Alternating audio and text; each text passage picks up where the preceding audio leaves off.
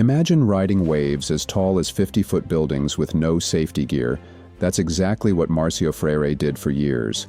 But in a shocking twist, this fearless legend tragically lost his life while surfing the massive waves of Nazaré. He was known for tackling the ocean's giants without hesitation, and his death sent shockwaves through the surfing world. In this video, we explore his incredible journey, his love for big wave surfing, and the tragic day that changed everything. Márcio Freire was born in 1975 in Bahia, Brazil, and he fell in love with the ocean at a young age. He first started surfing when he was just 9 years old, using his brother's surfboard. For him, surfing wasn't just a hobby, it was a way of life. His friends often say that Freire had a special connection to the sea. He was always happiest when he was in the water, with a big smile on his face. Surfing wasn't just about catching waves for him, it was something deeper, almost spiritual. He felt alive and free in the ocean. Growing up in Bahia, Freire was drawn to the power of big waves. His close friends from childhood, Yuri Soledade and Danilo Couto, also shared the same passion. The three friends spent their teenage years pushing themselves, always looking for the biggest and heaviest waves in Brazil. By the time they were in their early 20s, they realized that the waves in Brazil weren't enough. They wanted more, and Hawaii, known for its giant waves, was calling them. In the late 1990s, the trio made the bold decision to move to Hawaii, specifically to Maui, with one clear goal: to surf the massive waves at Jaws, one of the most dangerous and challenging waves in the world. Freire was 23 years old when he arrived in Hawaii in 1997, with little money and no equipment, but with a huge desire to surf. Freire, Yuri, and Danilo quickly earned a reputation in the big wave surfing world. They were known as the Mad Dogs, for their fearless attitude and their decision to paddle into waves that were so big, most surfers used jet skis to catch them.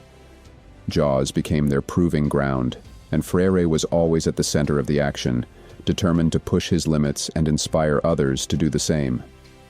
Despite the risks, he was always calm, focused, and ready to face the next wave. Márcio Freire wasn't just a surfer, he was a pioneer. Along with his two Brazilian friends, Yuri Soledade and Danilo Couto, Márcio made history at one of the most famous and dangerous surf spots in the world, Jaws.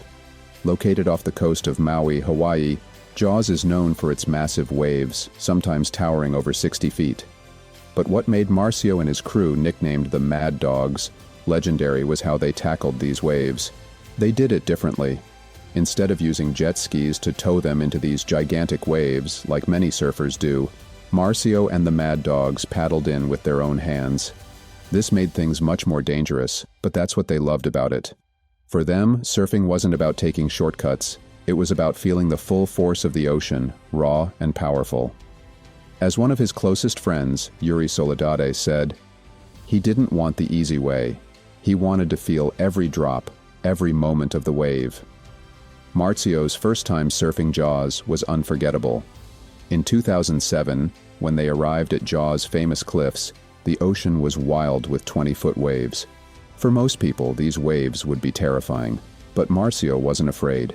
He grabbed an old surfboard covered in dirty wax from sitting unused under his friend Danilo's house and paddled straight out, no hesitation, no fear. That day, Márcio caught one of the biggest waves of his life. It was the start of something special, something that would forever change the way people surfed Jaws.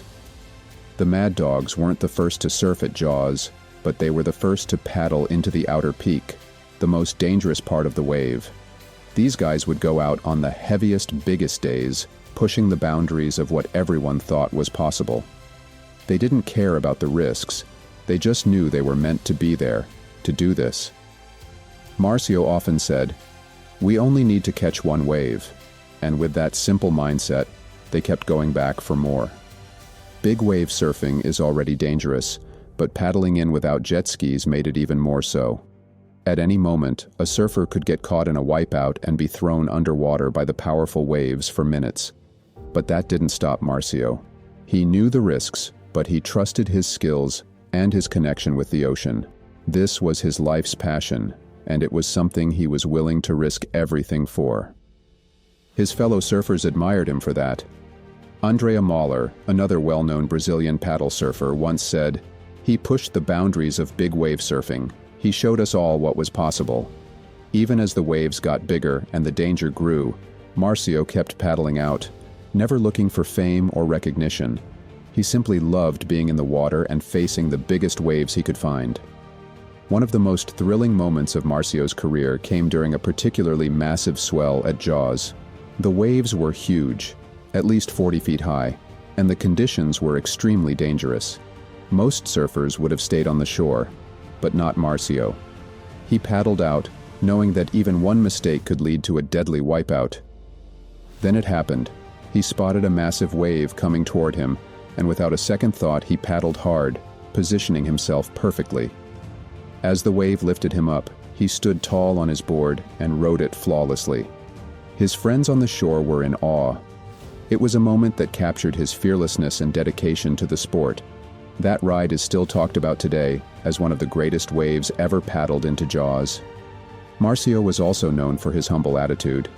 Even though he was doing things that very few surfers could even dream of, he never sought the spotlight. He wasn't interested in becoming a celebrity or making money from surfing. For him, it was always about the love of the ocean and the thrill of pushing his limits. In fact, many people who surfed with him said that he was always the one with the biggest smile in the water, no matter how challenging the waves were. That's why his loss was felt so deeply by the surfing community. He wasn't just a legend because of his skills. He was a legend because of his heart, his dedication, and his love for the ocean. And hey, if you're loving this story about Marcio and his incredible journey, make sure to hit that subscribe button and turn on notifications. That way, you'll never miss out on more amazing stories like this one. We've got plenty more exciting and inspiring content coming your way. Now, coming back to our story, in recent years, Márcio Freire returned to Brazil and continued his love for big wave surfing with a local group called the Jaguar Boys. These surfers shared his passion for riding heavy, dangerous waves. Despite his big wave fame, Marcio lived a simple life. He worked as a dishwasher and collected cans for recycling to make enough money to keep surfing. He didn't need much, just the ocean and his board. Marcio also developed a deep love for surf photography during his time in Indonesia. But instead of focusing on professionals, he chose to capture beginners.